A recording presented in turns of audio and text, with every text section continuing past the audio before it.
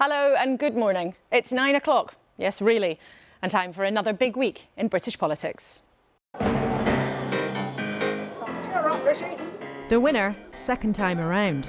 Rishi Sunak's a man in a hurry, with a lot to do. A crisis in the economy to fix. A creaking NHS. It's because you don't pay them all. Well, we are trying. No, you're not trying. You need to try harder. A controversy around his pick for Home Secretary. The Home Secretary made an error of judgment, but she recognised that. He still has time for the snazzy videos. Hello, Joe Biden here. Mr. President, it's Rishi. But with his party way behind in the polls, with squabbling in its DNA, he's got to move in and move on. We have one big question this morning. What kind of Prime Minister will Rishi Sunak be? Credited with starting the rebellion against Liz Truss on this programme, no less. Now back in government as Levelling Up Secretary Michael Gove. And we'll hear from the Shadow Home Secretary, Labour's Yvette Cooper. And sprinkling some stardust, UK and US TV and film superstars David Harewood and Zachary Quinto are here to talk about one of the biggest and baddest political showdowns in American TV history. And with me at the desk for the whole show, the Green MP Caroline Lucas, the new chair of Stonewall, the gay rights campaign group, and longtime Tory watcher Ian Anderson, and the former Chancellor of the Exchequer, Philip, now Lord Hammond, who knows a thing or two about making the sums add up.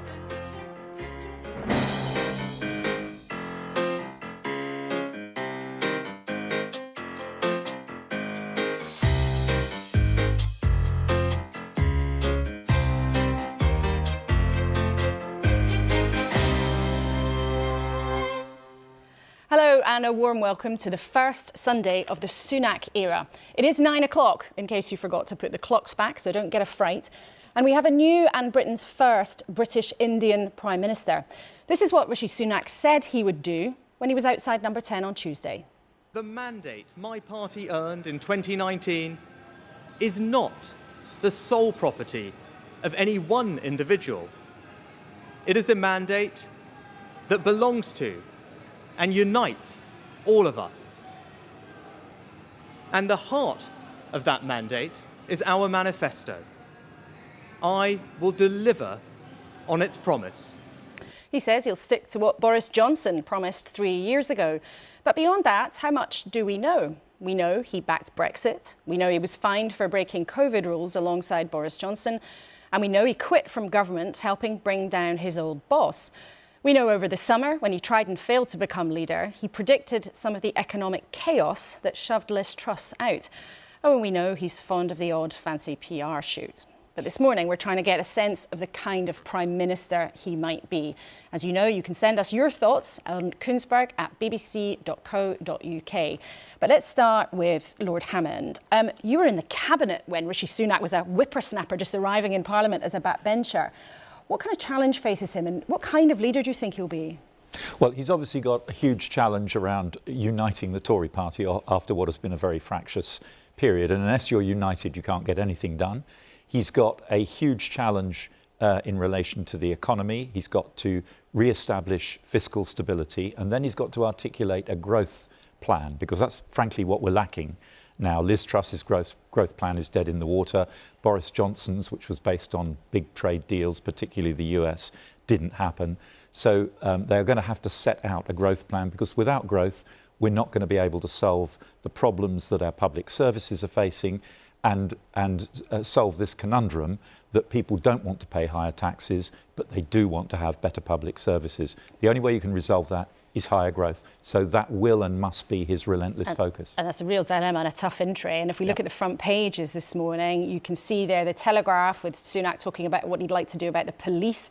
The Mail on Sunday claiming the Kremlin hacked Liz Truss's mobile, a question of security.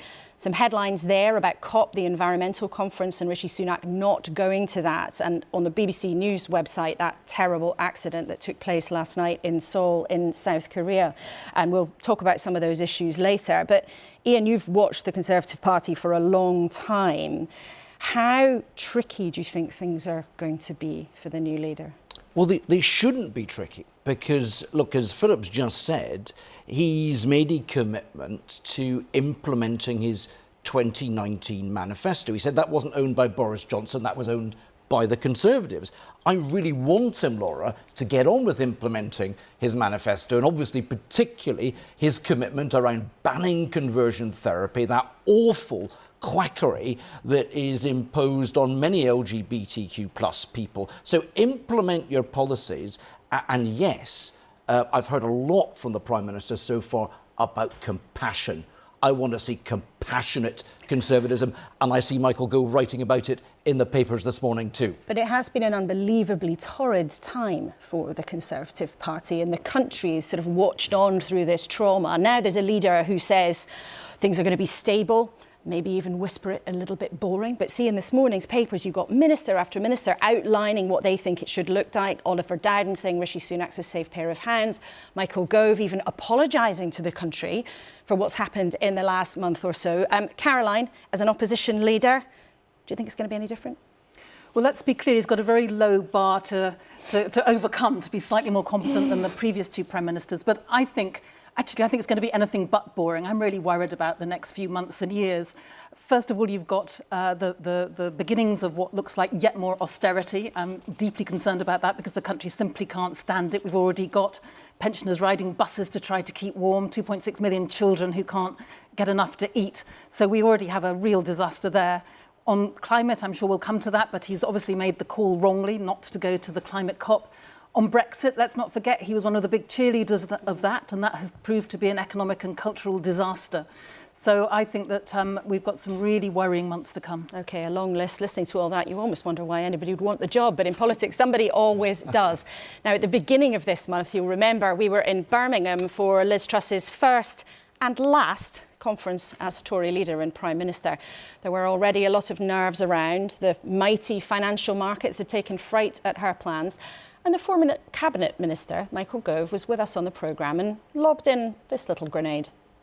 On the basis of what the Prime Minister said, and she was very clear and authoritative, but it is still the case, I think, that there is an inadequate realisation at the top of government of the scale of change required. So, yes, the energy package was the most important thing in the fiscal event, but broadly 35% of the additional money that we're borrowing is not to cut energy costs, it is for unfunded tax cuts. Now, according to many political watchers, that was one of the first real moments, in public at least, when the beginning of the end of Liz Truss got off to a start. Michael Gove was on the back benches then, and he's back in government now, and I'm pleased to say in the studio with us this morning. Thank you, Laura. Returned to government as Levelling Up Secretary. And aged significantly. Already, goodness yes. me. Well, let's hope we don't all age too much in the next 20 minutes or so. You got what you wanted. A new Prime Minister, Rishi Sunak, in post. He's made a big play this week of saying it's a government of integrity yes. and accountability. Is the Home Secretary a politician of integrity? Absolutely. In terms of the mistake she made, though, it was serious. It can't be something that can be just brushed aside. And if viewers have missed this, Suella Braverman, the Home Secretary, sent a sensitive official document to her own email address and then on to somebody else, where it was discovered because she'd done it in error. Now, that might sound just like an admin error, but that is a clear breach of security rules from someone who's meant to be in charge of that as Home Secretary. Well, Suella apologised for the mistake that she made and indeed resigned from government. But the Prime Minister has made it clear that Suella deserves a second chance, and I'm glad that Suella is in Cabinet because she's a first-rate front-rank politician, someone who's absolutely committed to making sure that the two principal responsibilities that any Home Secretary has, safeguarding our borders and improving policing, are discharged with energy and focus. She said, though, as soon as she realised her important mistake, she said she rapidly reported it on official channels. Is that true? That's my understanding, yes.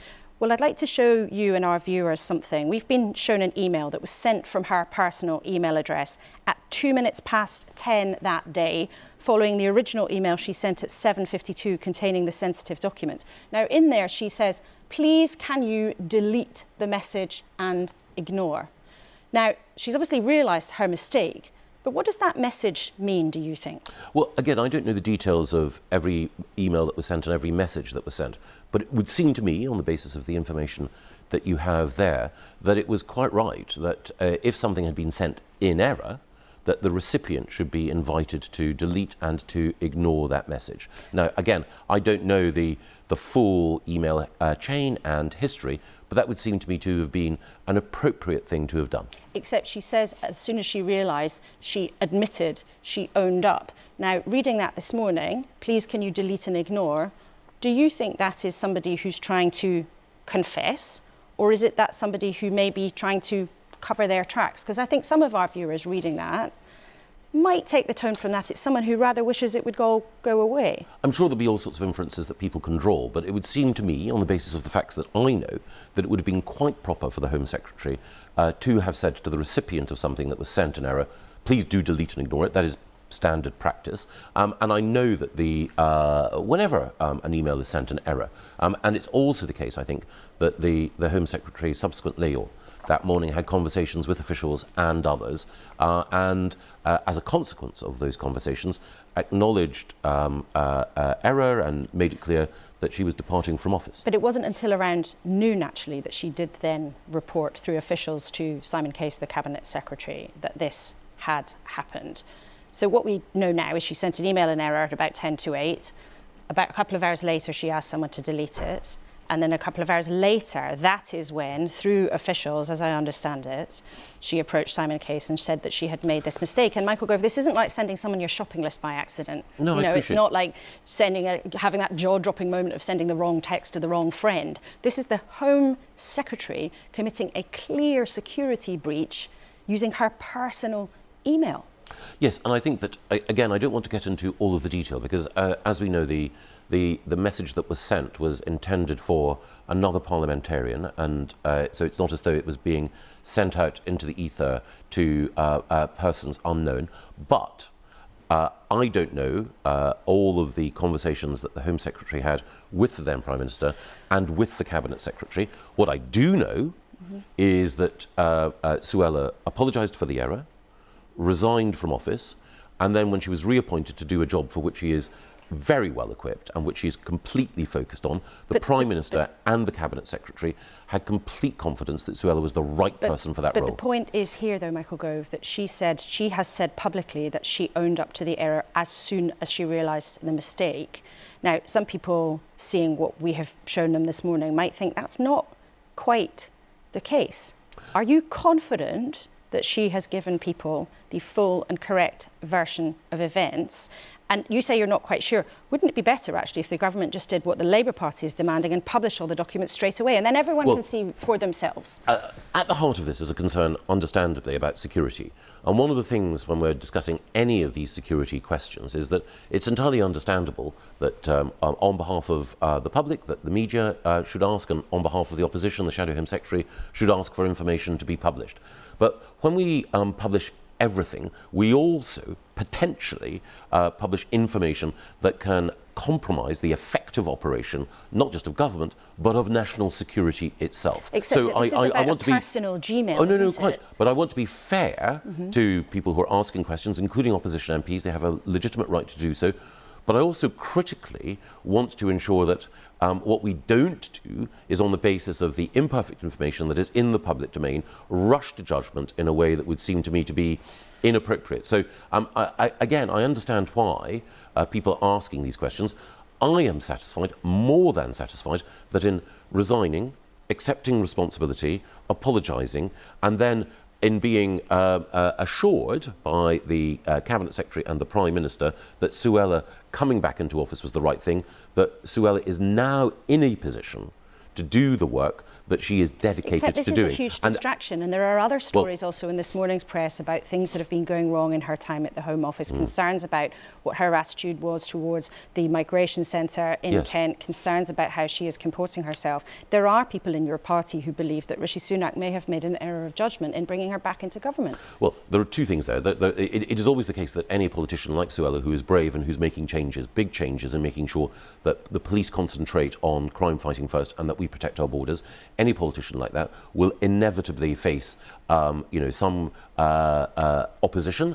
You're only, there's a phrase that we have In politics, you only take flack if you're over the target, and Suella is on target in order to deal with these things. But just days in her being in office, there are really big questions being asked about her. But the other thing is that this isn't just saying, well, if you do tough stuff, you're going to get a tough ride. Everybody would accept that. But that's principally what's behind it. But also, you also make the point about things being a distraction. And again, I don't want to criticise the media because I've been a journalist myself in the past, but in a way, it becomes a distraction if people are asking these questions. It's entirely... But it's a distraction because the Home Secretary breached security rules, and she's the person in government who's responsible for meant to be keeping us safe. And she broke the rules. Suella apologised. She resigned. I don't want to minimise the importance of security, but I also think it's important to get this particular issue in proportion. And in order to do that, wouldn't it be better then if we had complete clarity, as Labour is asking for, about the precise chain of events? Well, I think that the Cabinet Secretary has provided that, but more broadly... Oh, where? To you? No, I think he has, because by definition, Suella coming back into office is a sign of confidence on the part of the government as a whole that she is equipped, ready, and in fact more than able to deal with the task in front of her. But should those assurances be made public then, in order to close down what you say the very fact that Suella is in office is that. But we're just meant to take that for granted. I mean, I don't want to seem like I'm labouring this point, but this is one of the most senior people in government who says that she confessed to a security breach as soon as she possibly could have done. There is doubt about that chain of events. You say there have been assurances inside government that it was all fine, tickety-boo, above order. Yes. Why shouldn't the public see that? Well, I think again, I made the point earlier, and I think it applies to a number of stories that are in the newspapers today, that when you are dealing with national security matters, it is understandable that people will look at the stories and say, what lies behind that? But when you are dealing with national security matters, then it will often be the case that there is information that you cannot share because that might compromise national security or the effective operation of government. And so, again, having been a minister... That's the point, isn't it, that she was willing to share it. But anyway, we've got big issues to talk about with you, and we want to talk about particularly housing this morning, which is part of your job, Michael Gove, because it's an issue... Millions of people in the country are very anxious about their rent, anxious about their mortgage, and it is part of your job in government now and previously to get on with it. Just to start off, we've had an email from one of our viewers, Victoria in Gosport. She's a renter. She said, I and millions of others are at risk of losing our homes because of rising interest rates. I'm going to be priced out of the town I've lived in my entire life, which has seen the rent increase by hundreds of pounds in just the last 12 months. Is it the government's job to protect people who rent from a private landlord, or are they just at the mercy of the market? No, it is the government's job to do everything that we can to support people through difficult times. And the Prime Minister, in his article in the Mail on Sunday today, has made the point that while we do need to take some pretty tough measures in order to deal with inflation, that fairness is his lodestar. And that means that we will, as Ian Anderson pointed out, act in a compassionate way to try to ensure that those who are vulnerable are supported through this difficult time. So what will you do about it then? Because the property website Rightmove tracks prices, and it says the average rise outside of London is 11%. In London, it's 16%. Yes. So that's an extra £100 a month on average, £300 a month on average if you're in London. What are you going to do about that? Well, we're working with the Chancellor, with Jeremy Hunt, and with the Prime Minister to look in the package at the time of the autumn statement to see exactly how we can ensure that we help people at this extraordinarily difficult time. And I can't preempt what's going to be announced then, but what I can do is to point to what Rishi did when he was Chancellor. So at critical moments, during COVID, Rishi made it clear that while there were some very tough decisions that we had to take in order to combat the virus and to keep the economy going, that economic support would be targeted on the very poorest. Well, so you can see what economists call his revealed preferences, and they are to do what is in the national interest and at the same time to support those people who are facing the toughest times. Might that mean financial help for renters, for people who are renting their homes who've seen increases? Might that mean cash for them? Well, we know that people both in the private rented sector and also people in the social rented sector, people who are living in council houses or people who are living in housing association homes are facing tough times. We're looking at a range of options to help them. Could that mean extra cash for people who are struggling to pay their rent? Well, it will mean, or could mean, targeted support for all sorts of people who are in difficulty. But again, what I can't do at this stage is anticipate. But that's very interesting. So the anticipate principle the is specific there support. could be direct support for people who are struggling to pay their rent. Well, there are people who are going to be in all sorts of difficult economic circumstances in the next 6 months. Rent is simply going to be one of the challenges that people face. We know, and I take obviously no pleasure in saying this, that we've also got food price inflation. We've already had support for people who are facing rising energy prices. The combination of inflation and higher interest rates in order to deal with that inflation create difficulties, and there are different ways of supporting people, whether that's through universal credit, whether that's through the tax system, or whether it's through direct support. And we'll hear more on that then in the next few weeks, no doubt. Part of the problem is this is all been made tougher by the shortage of houses being built. Yes. Now, the Conservative first promised in 2017 that you would build 300,000 houses a year by the mid-2020s. Is that still the target? Yes. And that remains in place because under Liz Truss people seem to back away from that, and Robert Jenrick, who was the Housing Secretary previously, said you were going to miss the target by a country mile. Well, no one can deny that it's going to be made more difficult because of the economic circumstances that we face. You're absolutely right, we need to build more homes. We need to build more homes for people to own. We also need to build more homes for social rent. We need to build more council houses, more housing association homes. We need to build the right homes in the right places. But, as Rishi said, we need to be straight with people.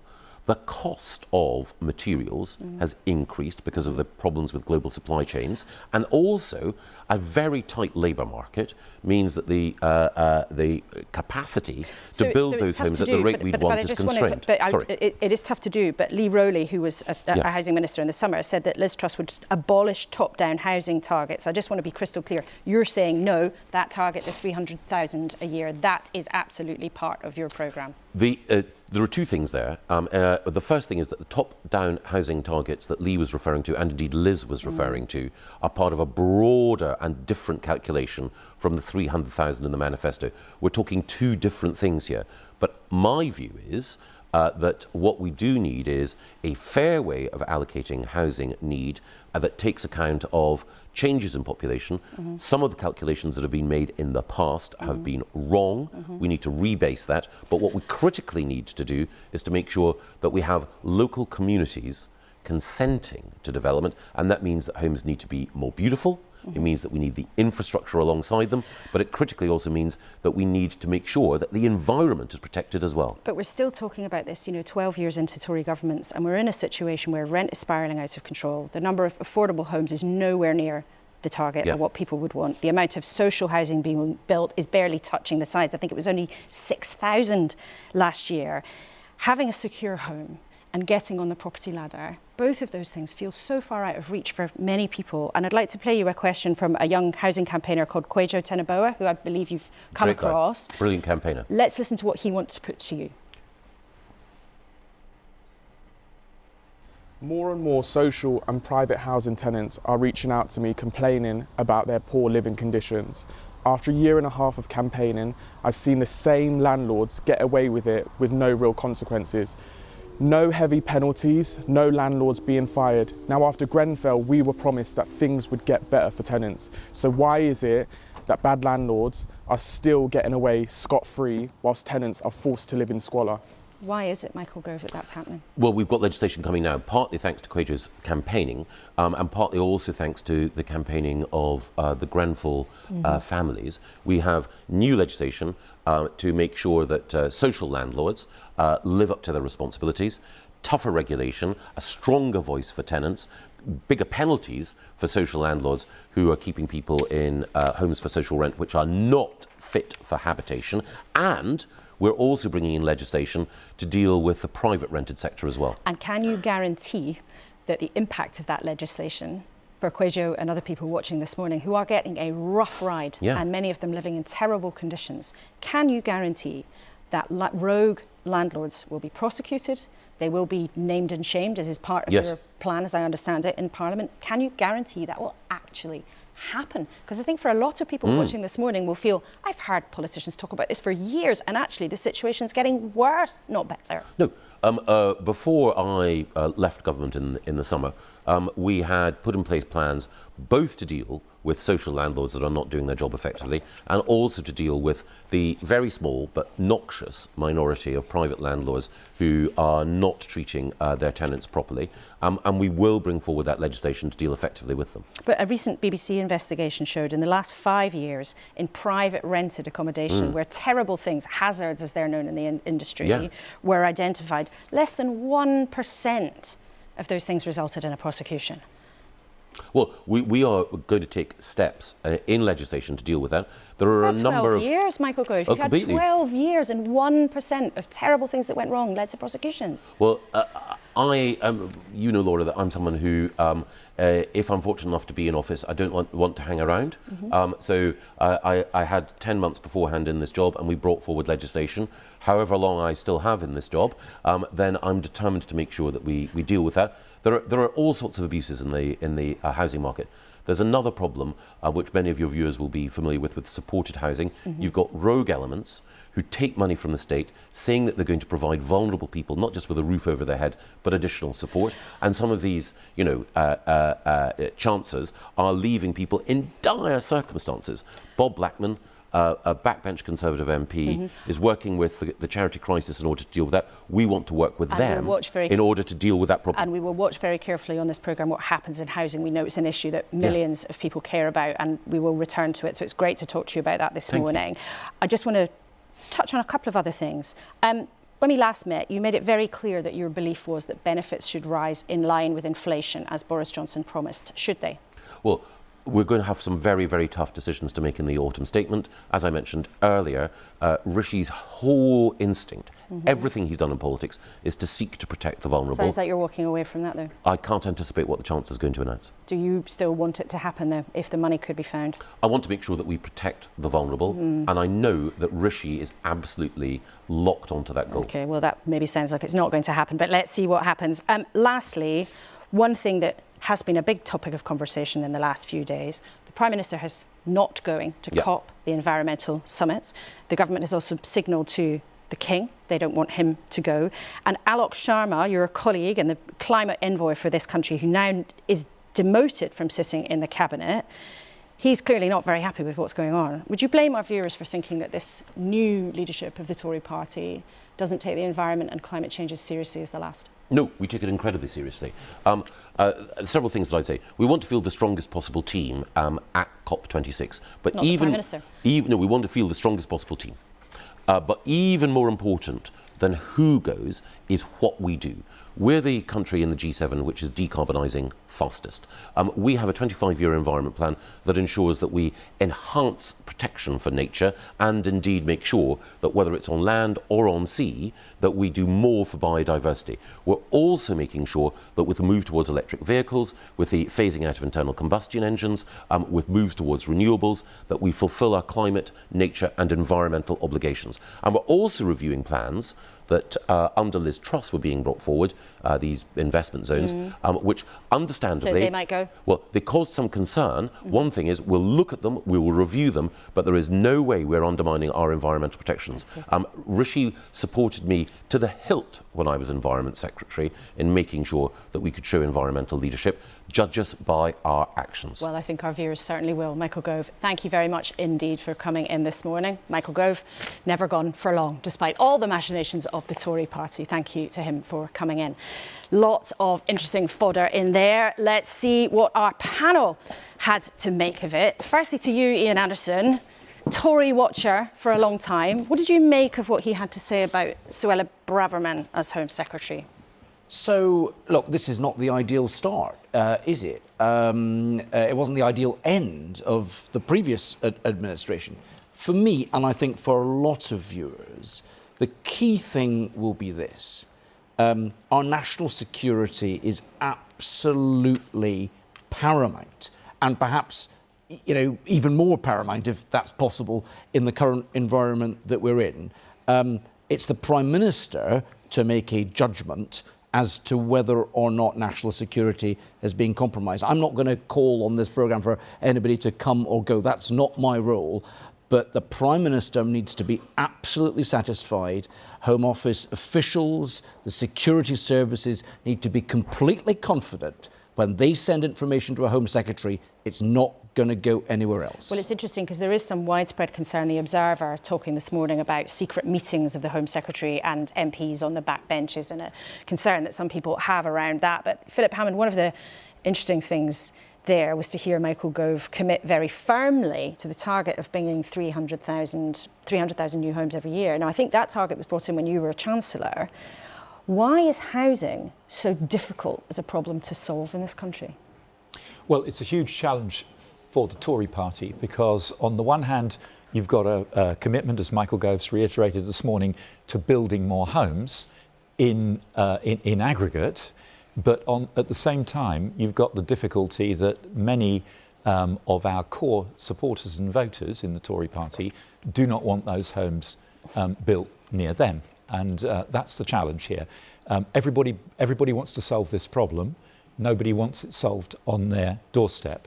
And resolving that challenge is a very big issue for government. I think Michael very carefully there distanced himself from the kind of top-down targets that will actually deliver, saying to individual local authorities or regions, you have to build this number of homes. But I'm afraid without those kind of prescriptive targets, the 300,000 ambition won't happen. Just won't happen. And what about the wider economic picture? I mean, you heard him there as well, I think, very carefully walk back from his desire to see benefits rise in line for inflation. I mean, to you, how prepared should our viewers be for things to get very, very bumpy? Well, I think it is going to be incredibly difficult. The terms of trade have worsened against the UK. The markets have stamped their foot and said that fiscal discipline will happen. I heard Michael Gove talking about targeted support for all sorts of people, but I didn't hear him saying how it will be paid for. The option of borrowing to do it is no longer on the table after the sort of market tantrum last month. We know that. And by the way, that applies to a Labour government wanting to borrow more for more public spending, just as it applies to a Tory government wanting to borrow to cut taxes. But if you were in this position, would you be borrowing at the same kinds of levels if you were still the Chancellor? No, well, I've always been very much a fiscal conservative, and I think fiscal conservatism will reassert itself now. But just a word of caution on the benefits uprating. All chancellors, all governments try and roll the pitch ahead of any budget or statement, and so perhaps they might be exaggerating quite how bad things are going to be. I'd be very surprised if they don't end up uprating benefits in line with inflation. That's very interesting. Well, Caroline, you're shaking their head then, because of course in economics, as in politics, there are always choices, aren't there? There are always political choices, and the fact that this government right now can't say that it will uprate those benefits in line with inflation, I think is deeply concerning for so many people for whom this is, a matter of almost life and death, quite frankly. So if it's the case that Michael Gove claimed that fairness is Rishi Sunak's lodestar, then he should be able to say this right now. He should be able to say, instead of talking about eye-wateringly difficult choices, that's always code for hitting the poorest, he could be introducing a range of wealth taxes. Why don't we have some taxes on people's assets rather than just on income? Those are political choices. Why don't we start looking at those instead of always going to hit the poorest first and hardest? Philip Hammond, why not? I mean, there are other ways of doing this. There is not one economic orthodoxy, even though you say fiscal conservatism is back, to use the technical term of being, counting for every single penny. There are other ways of doing it. That's absolutely right. But the problem with people on the left who always reach for tax the wealthy have to recognise the reality. I think Mervyn King said it on your programme last week. There just aren't enough of them, and they just don't have enough wealth that this will solve the problem. Caroline? Yes, of course you can tax wealthy people a bit more, but the reality of the fiscal challenge we face means that, and the demographic pressure we face, means that if we want public services not just to be maintained, but to be improved, everybody, including ordinary earners, are going to have to pay more tax. Caroline, briefly to you on this, and then I want to talk about COP. What do you think? What do you make of that? I just fundamentally disagree. There are a whole range of different wealth taxes that you could include, and they could include things like property taxes as well. Well, there's been a report that was just out last week that talked about 37 billion from a range of 5 different wealth taxes that you could do. That would start filling that black hole that we're supposed to be worrying about right now. I would also challenge you when you say that governments can't borrow anymore. We should be careful not to learn the wrong lessons from the fiasco of Liz Truss's budget, because there's a wealth of difference between borrowing to pay for tax cuts borrowing to invest in productive capacity in this country. And that is exactly what we need to see. OK, let's talk about COP. We know the Prime Minister isn't going. The former Prime Minister is suggested that he might be going. On the front page of The Observer, Boris Johnson perhaps might be attending COP. And also in the Sunday Times, we have Alok Sharma, the climate envoy for the government, basically attacking the fact that Sunak isn't going and clearly unhappy with the approach they're taking. Caroline, are you pleased that Boris Johnson might go to COP? Well, I think this is probably about the first decision that Boris Johnson has made that I think I might support. Because if it embarrasses Rishi Sunak to reverse his disgraceful decision and actually get there himself, all and good. I mean, I'm not suggesting necessarily that Boris Johnson is doing it for the good of the planet. I suspect a great deal of self-promotion is going in there as well. But let's take it. Let's have him go there, because it is absolutely... It is so wrong that Rishi Sunak is not going, because the UK is still the holder of the COP presidency. Symbols matter. If we're really saying that in the 6th richest country in the world that our Prime Minister can't be bothered to get there because he's busy, what about all of those Prime Ministers in countries that are absolutely on the front edge of the climate emergency right now? Except that, is there not an argument that sometimes, and I know having covered a lot of these kinds of summits themselves, sometimes there is a lot of chat, a lot of gathering, quite a lot of hangers-on. Sometimes big political summits don't actually turn out to be what they promise, and actually all the work sometimes is done on the phone or in quiet corners, and the sort of pageantry of these big summits sometimes doesn't really make a difference. I think you need all of that. I've been to these big summits and I agree with you. They can be a massive jamboree, but at the same time, when the future of climate talks depends on trust between the countries in the global south who are desperate for the global north to actually put some money on the table and to demonstrate by their own actions that they're serious, then these meetings do matter. Glasgow agreed to a so-called ratchet mechanism where we're supposed to be increasing our ambition when it comes to climate emission reductions. The UK has not increased its reduction target since last year, since Glasgow. That is bad news, contrary to what Michael Gove was saying. We need to be there to send a symbol that we are serious about these talks and we will put our money where our mouths are. Well, it'll be very interesting to see what actually happens at that summit. We'll be talking about it in the next couple of weeks. I just want to talk about another issue. So the World Cup is coming, football fan or not, it's going to be everywhere. But there's an important element of the fact that the tournament is going to be in Qatar, which has a pretty appalling record when it comes to rights for LGBT people. There's an article this morning by John Fashanu, the former England player whose brother Justin took his own life, who was gay, and he tells the Mirror that Qatar needs to learn to accept fans rather than the other way around. Now, Ian, in your role as new chair of Stonewall, the Foreign Secretary told people this week that they should show respect to the host country. Was that the right message? Well, I noticed as well that number 10 Downing Street very, very quickly, shall we say, corrected the Foreign Secretary's position. It was the wrong thing to say. Look, for me, and we've seen this in countless examples of countries around the world that are looking to liberalise their laws. They're really destructive laws around LGBTQ plus people. Earlier this year, I resigned from a role that the government had asked me to do, to be the LGBTQ business champion. Why did I resign? I resigned because the government wasn't pushing forward with its manifesto commitments. Alongside that, we collapsed a conference which should have been an opportunity for business, for civil society, for everybody that's interested in that policy to be able to push forward reform. But a lot of this debate, Ian Anderson, particularly around the issue of trans rights, has become very heated, very aggressive sometimes. As the new chair of Stonewall, do you think it's gone too far? I mean, there are particularly some women who are gender critical, as it's known, who are asking questions about this whole debate, who feel that they've been shut out and unfairly targeted. What would you say to people? So this is my first public appearance as the incoming chair of Stonewall. Anybody that knows me knows that I believe in a big tent. I've engaged with the Labour Party so far. I've met actually government ministers in the previous administration who've given commitments that they'll push forward on a ban on conversion therapy. What I want to do is talk to women's groups. I want to talk generally, Laura. I want to get this conversation off Twitter. I want to stop debating people's lives and get everybody to come together again. So more shouting and less talking. Less shouting and more conversations and more policy action. OK. Finally, I can't help but show us and show you something that's in the papers this morning. The Sunday Times pulls back the curtain on Liz Truss's expectations of what she wanted when she went on foreign trips. And it's quite a long list. A double espresso in a large cup, absolutely no mayonnaise on anything ever, and a cool bottle of Sauvignon Blanc in the fridge overnight.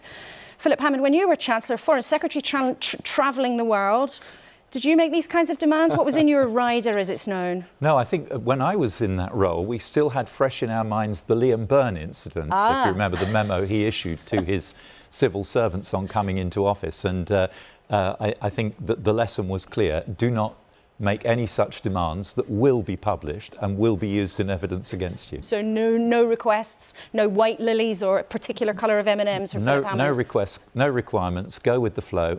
Never know quite what to expect when you get there, but always be ready to smile and smooth it over. Beyonce meets politics. OK, thank you all very much for now. We'll be more from you at the end of the programme. Now, we in this studio, we love a bit of argument and debate. But back in the 1960s, the idea of political pundits taking each other on TV was unheard of. Our ancestors at ABC TV in the States had a brainwave. They decided to invite two big, famous political thinkers to spar live on air.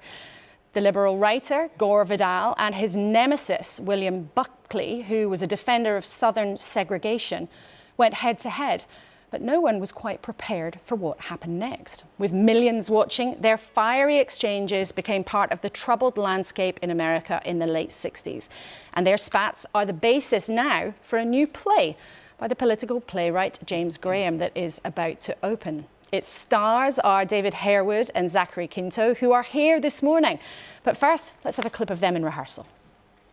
I don't think it's right to present Mr. Gore Vidal as a political commentator of any consequence, since he is nothing more than a literary producer of perverted Hollywood-minded prose. Now, Bill, careful now. I'm almost through. In every sense. As usual, Mr. Buckley, with his enormous and thrilling charm, manages to get away from the issue towards comedy. He is almost always on the right, I think, and always in the wrong. And you certainly must maintain your bloodthirsty reputation, Bill, as the Marie Antoinette of the right wing. Mr. Smith, I was invited here and am prepared to try to talk about the Republican convention, but I maintain it's very difficult to do so when you have someone like this, who speaks in such burps and who likes to be naughty, which has proved a very highly merchandisable vice. Not unlike your so public vices. No, I don't have any public vices. Bill. Funny but vicious. Well, both of them are here now. Thanks so much for coming in. Firstly, I want to ask you both, why is it relevant now for our audiences to rewatch this?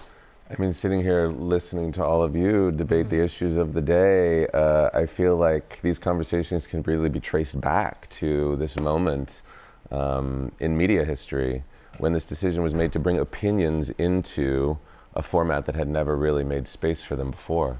And these two characters that we're playing represent the origin of that, and then it's so relevant to trace where it led us and where I think we've arrived. Absolutely. I mean, you've basically got someone on the right and someone on the left, and we are living in a very, very polarized world right now with very little sort of intellectual or sort of discourse between the two.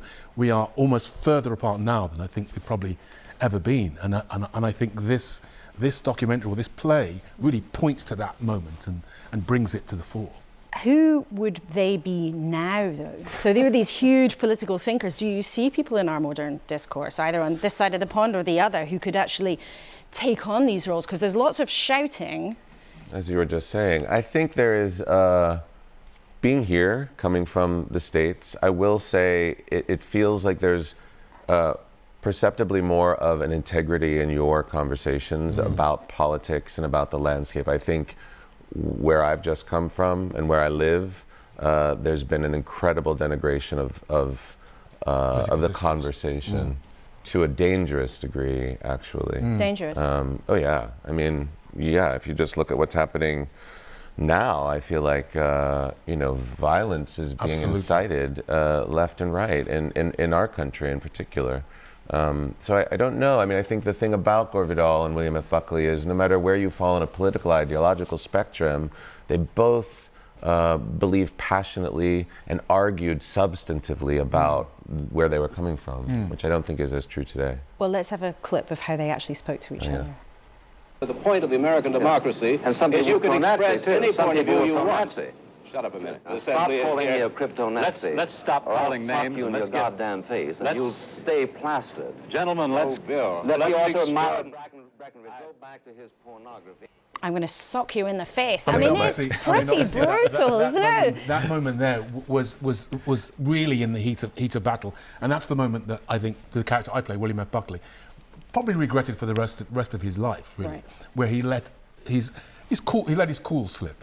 But prior to that, the debate was very much a battle of ideas and actually quite humorous. And the two of them are great wordsmiths. And they also all looked like they were kind of enjoying it a bit. Exactly. I want to ask you about playing that character, though, because obviously he was taken to task over some of his racist attitudes, his defence of the South and defence of segregation.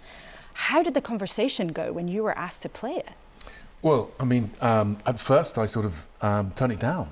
Did you? Yeah, I couldn't quite see how I could get there, but I think it's important as an actor that you don't necessarily judge your character that you're playing. So I had to sort of find out about him and delve into his politics, delve into and really try and understand him and try and find a way into his humanity.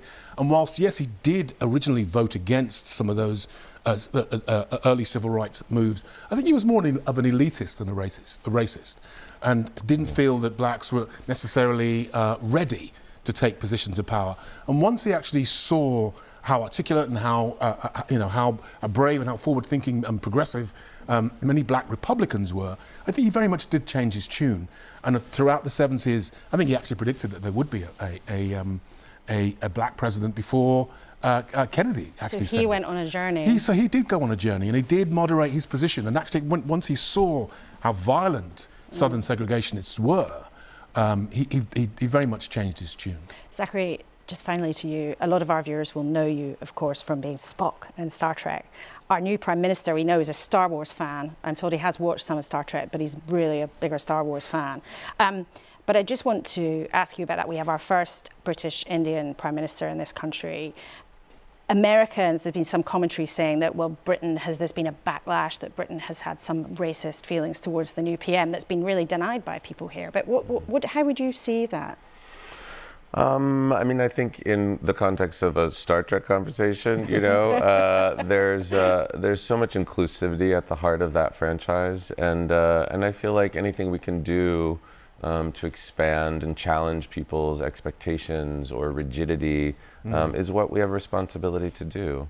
And I think part of that is conversation, part of that is discourse, and part of the honor of playing a character like Gore Vidal is not only was he an intellectual titan, but he was also a gay icon in many ways, and had forward-thinking beliefs that were unimpeachable, uncompromised, ahead of his time.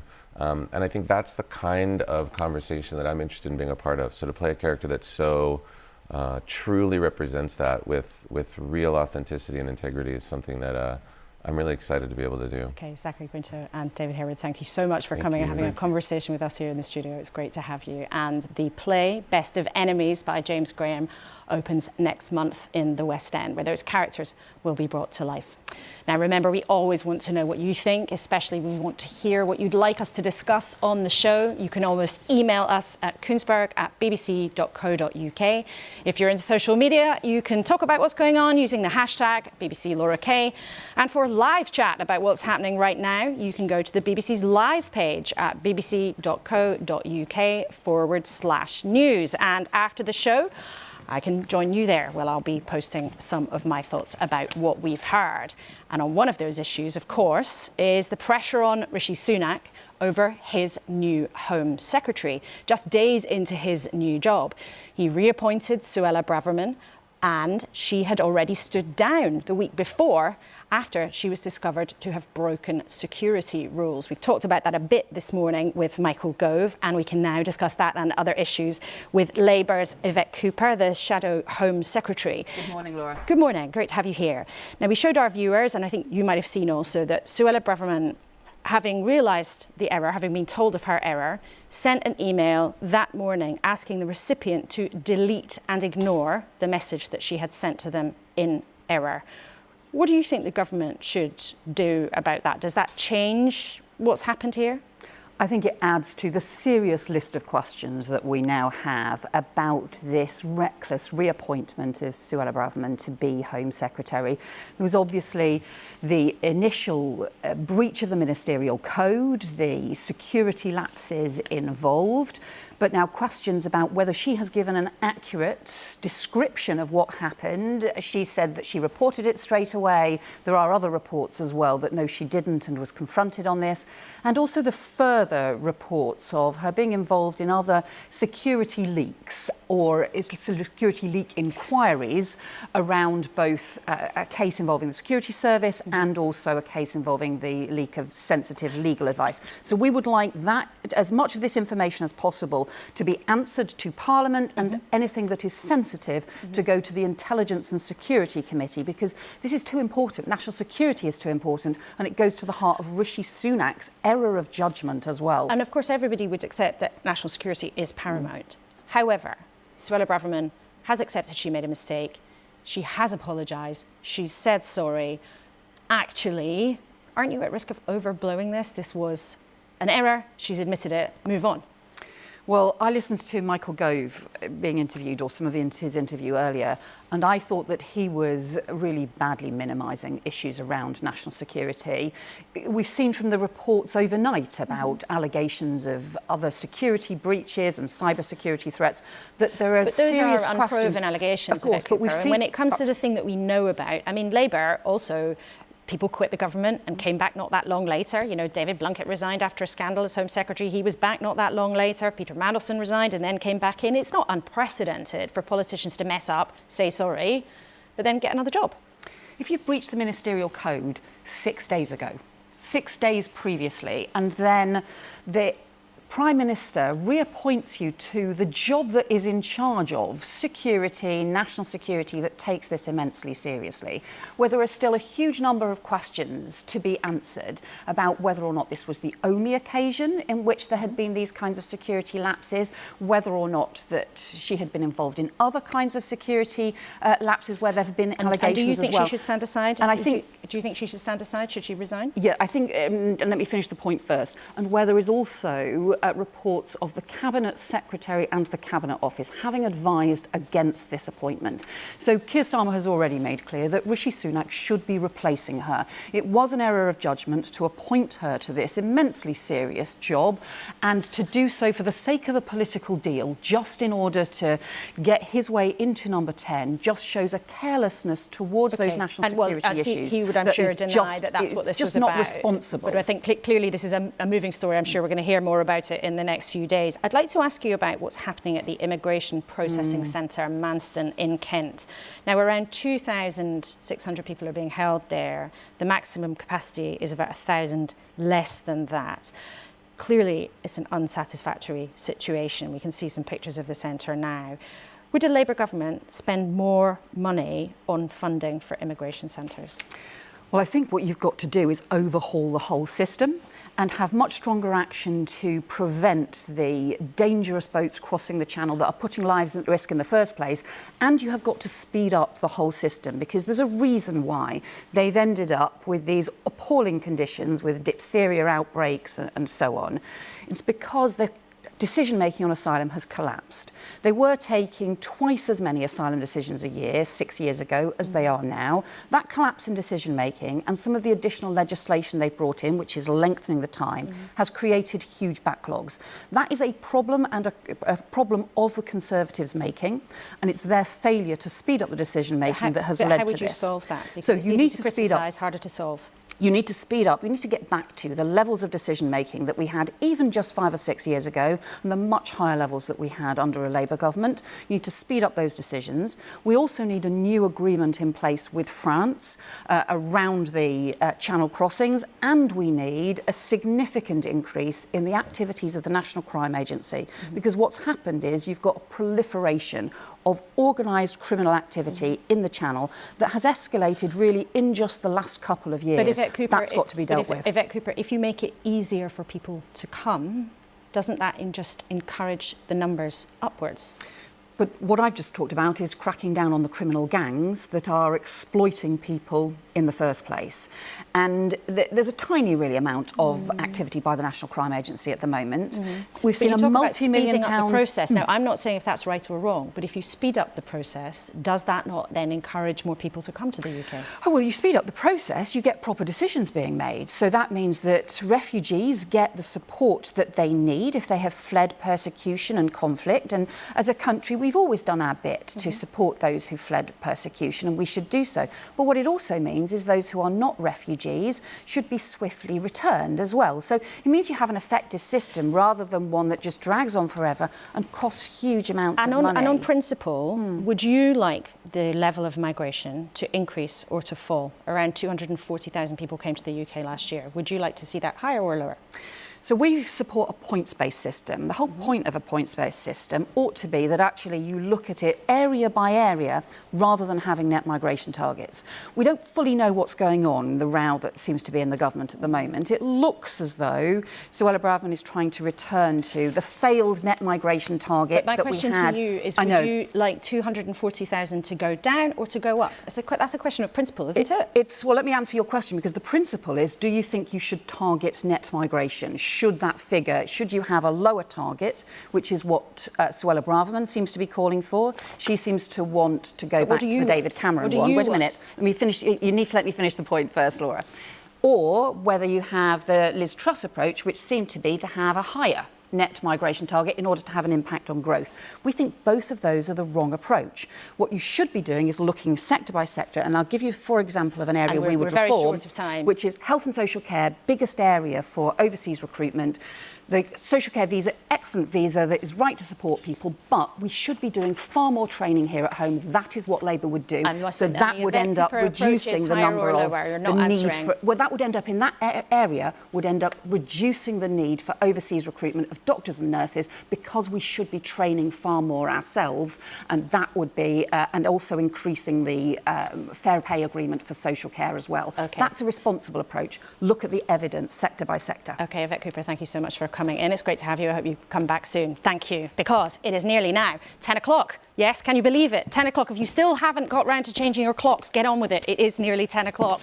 And this morning, we've heard the Levelling Up Secretary, Michael Gove, defending the position of the Home Secretary, Suella Braverman. Suella apologised for the mistake that she made and indeed resigned from government. But the Prime Minister has made it clear that Suella deserves a second chance, and I'm glad that Suella is in Cabinet, because she's a first-rate front-rank politician. Well, very brief final word with our panel. Caroline Lucas, do you think that Suella Braverman will survive in her job?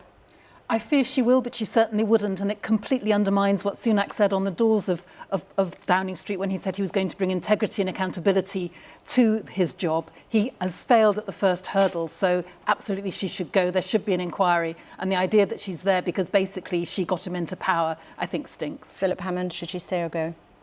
Oh, I understand why the Prime Minister wanted to bring her back. I think he does need to be very careful about the signals it's sending about the ministerial code.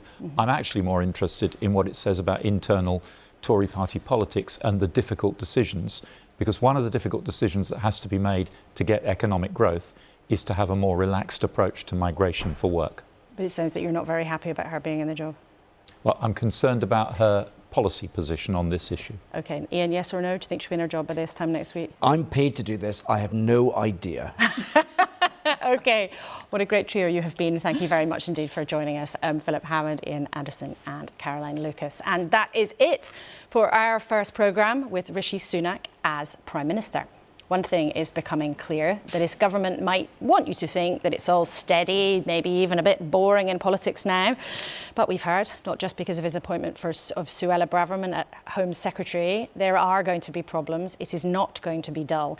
And Michael Gove could not promise either that benefits will rise in line with inflation, something he previously said he wants to see. Maybe, just maybe, will ring us up for an announcement in the next couple of weeks. Remember, Rishi Sunak's popularity soared when, during the pandemic, he gave out, by borrowing, lots of money to keep the country going. But times have got tougher and money tighter. And perhaps he's not yet had to make the myriad of difficult decisions that face any Prime Minister, maybe especially him. What will he do about the NHS? Will he come up with a proper plan for social care? How will he solve the problem of a housing market that, as we've discussed this morning, doesn't seem to work for many people? And always, of course, in the background, rising inflation, making us and the country poorer. Whatever the Prime Minister chooses to do, being boring is not an option. Thank you so much for watching this morning. If you've missed any of the programme, you can watch it again on the iPlayer. Until next week, goodbye.